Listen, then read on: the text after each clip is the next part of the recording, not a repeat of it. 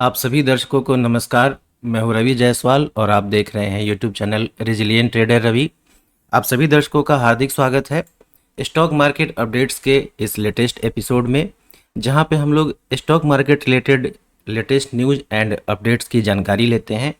तो आइए बिना किसी देरी के हम लोग आज की इस वीडियो की शुरुआत करते हैं। तो जैसा कि आप देख सकते हैं कि आपकी स्क्रीन पे पहली खबर देखने को मिल रही है भारत इलेक्ट्रॉनिक्स लिमिटेड के रिगार्डिंग। खबर कुछ इस तरीके से है कि भारत इलेक्ट्रॉनिक्स लिमिटेड को 585 करोड़ रुपए के नए डिफेंस ऑर्डर मिले हैं। इन ऑर्डर्स में फायर कंट्रोल, साइटिंग और कम्युनिकेशन सिस्टम्स शामिल हैं। कंपनी को जैमर्स, स्पेयर पार्ट्स और सर्विसेज के लिए भी ऑर्डर मिला है। बेल ने सिर्फ जून महीने में अब तक कुल 3500 करोड़ रुपए के ऑर्डर बुक किए हैं।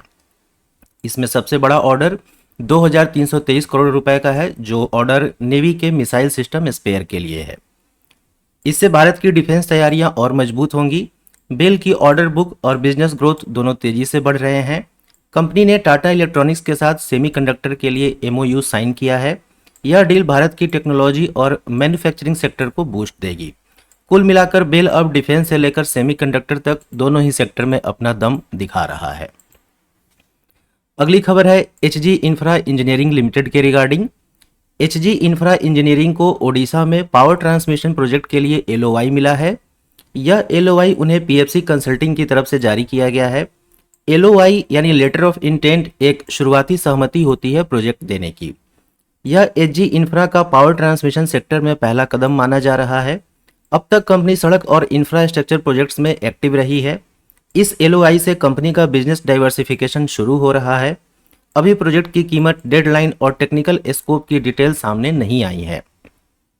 फिर भी यह कदम कंपनी की नई ग्रोथ दिशा की ओर इशारा करता है। पावर ट्रांसमिशन जैसे हाई वैल्यू सेक्टर में एंट्री से एचजी इंफ्रा की वैल्यू बढ़ सकती है। निवेशकों और इंडस्ट्री के लिए यह एक पॉजिटिव डेवलपमेंट माना जा सकता है।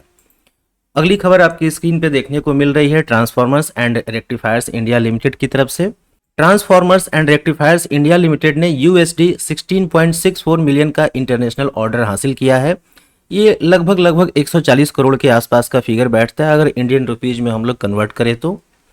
यह order Jindal energy Botswana PTY limited नाम की विदेशी कंपनी से मिला है। कंपनी को 12 अलग अलग प्रकार के ट्रांसफॉर्मर्स तैयार और डिलीवर करने हैं। यह एक एक्सपोर्ट ऑर्डर है और कंपनी के अंतर्राष्ट्रीय कारोबार को मजबूत करता है। ऑर्डर अगले वित्तीय वर्ष तक पूरा किया जाना है। यह ऑर्डर कंपनी के सामान्य व्यवसाय का हिस्सा है और कोई रिलेटेड पार्टी ट्रांजैक्शन नहीं है। मैं हाईलाइट करना चाहूँगा कि रिलेटेड पार्टी ट्रांजैक्शन नहीं है, दैट मीन्स इसे हम लोग गुड साइन मान सकते हैं, पॉजिटिव सेंटिमेंट के तौर पे देख सकते हैं। कंपनी के प्रमोटर्स या ग्रुप कंपनियों का इस क्लाइंट में कोई हित नहीं है। टैरिल भारत की दूसरी सबसे बड़ी ट्रांसफार्मर निर्माण करने वाली कंपनी है।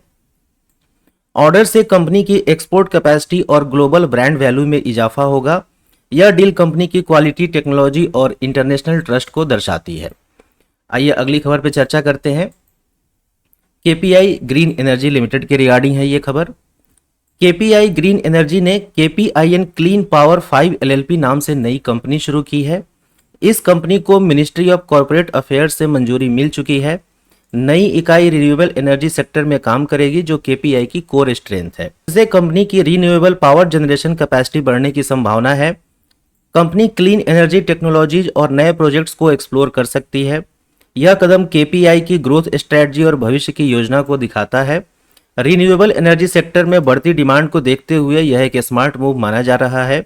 इससे केपीआई ग्रीन की मार्केट पोजीशन और ब्रांड वैल्यू में सुधार हो सकता है। निवेशक और इंडस्ट्री एक्सपर्ट्स अब इस नई कंपनी की एक्टिविटी पर नजर रखेंगे। कुल मिलाकर यह डेवलपमेंट भारत के सस्टेनेबल एनर्जी गोल्स में योगदान देने वाला है, ऐसा हम लोग मान सकते हैं।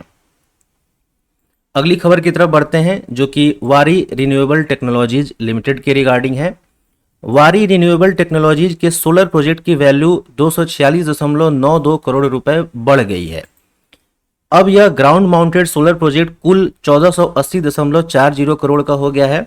एक प्रोजेक्ट इनके पास पहले से था और उसकी वैल्यू में इजाफा हो गया है।